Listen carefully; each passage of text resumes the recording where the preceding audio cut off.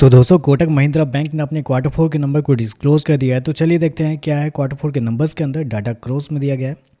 तो देखिए पिछले क्वार्टर की बात करते हैं तो पिछले क्वार्टर में कंपनी 16,741 करोड़ का टोटल इनकम जनरेट की थी। पिछले साल 16,712 करोड़, जबकि अभी देखें तो बढ़ के 17,291 करोड़ आपको जाता हुआ देखने को मिला। तो साल दर साल जाते हैं, साल दर साल कंपनी के रेवेन्यू के अंदर तेजी आपको देखने को, ज़्यादा बड़ी तेजी है, लगभग बोल सकते हैं आप 3-3.5% के आसपास का जंप आपको देखने को मिला है। क्वार्टरली बेस पे जाते हैं तो यहाँ पे भी वही 3-3.5% के आसपास की तेजी है।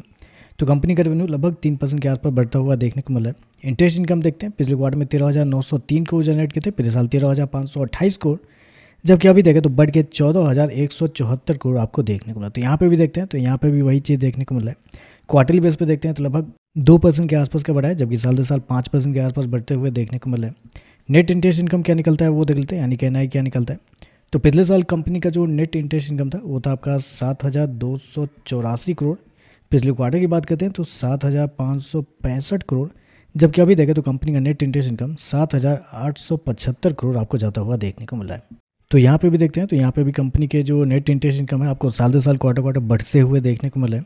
कंपनी ने सो किया है 7,875 करोड़ का नेट इंटरेस्ट इनकम इस क्वार्टर में, जबकि मार्केट का अनुमान भी था 7,800 करोड़ से लेकर 7,900 करोड़ के अराउंड। तो आप कह सकते हैं जितना मार्केट का अनुमान था उतना ही आपको देखने को मिल रहा है। तो रिवेन्यू इनलाइन कर सकते हैं।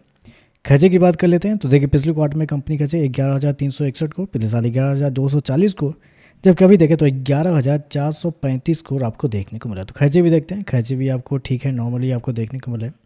प्रोविजन की बात करते हैं, पिछले क्वार्टर में 805 करोड़ गवाए थे प्रोविजन के रूप में, पिछले साल 909 करोड़, जबकि अभी देखें तो 516 करोड़ आपको देखने को मिलता है। प्रोविजन देखते हैं तो प्रोविजन आपको साल दर साल क्वार्टर क्वार्टर कम होते हुए देखने को मिले, जो कि एक अच्छी बात है। यहाँ पे प्रॉफिट की बात कर लेते हैं तो देखिए पिछले क्वार्टर में कंपनी का प्रॉफिट 3,446 करोड़ था, पिछले साल 3,551 करोड़, जबकि अभी देखें तो बढ़ के 4,026 करोड़ आपको जाता हुआ देखने को मिला। तो साल दर साल जाते हैं, साल दर साल कंपनी के प्रॉफिट के अंदर तेजी आपको देखने को मिल रही है।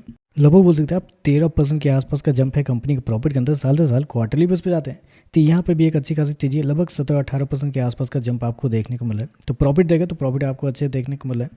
कंपनी इसको कितना किया 4,026 करोड़ का प्रॉफिट इस क्वार्टर में, जबकि मार्केट का अनुमान था लगभग 3,625 करोड़ से लेकर 3,750 करोड़ के राउंड। तो आप कह सकते हैं मार्केट के अनुमान से बेहतर कंपनी का प्रॉफिट आपको देखने को मिल रहा है।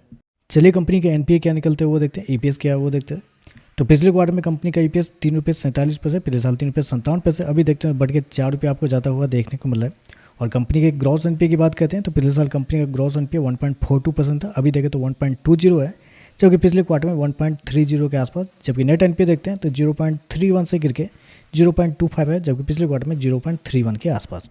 तो नेट एनपीए ग्रॉस एनपीए दोनों देखते हैं तो आपको संभलता हुआ देखने को मिला। तो ओवरऑल देखा जाए तो नंबर तो ठीक ही देखने को मिला, नेगेटिव कुछ भी नहीं है यहाँ पे, क्योंकि कंपनी के नेट इंटरेस्ट इनकम आपको बढ़ते हुए देखने को मिला। नेट इंटरेस्ट इनकम इनलाइन आपको देखने को मिला, यानी कि रेवेन्यू इनलाइन है, लेकिन प्रॉफिट देखें तो एस्टीमेट से बेहतर है। प्रोविजन भी आपको कम होते हुए देखने को मिला, एनपीए के अंदर भी सुधार आपको देखने को मिला। तो ओवरऑल नंबर अच्छे हैं, बाकी देखते हैं मार्केट इस पर कैसे ये कहता है। वीडियो पसंद आए तो लाइक कीजिएगा, साथ में साथ चैनल को सब्सक्राइब जो कीजिएगा। धन्यवाद।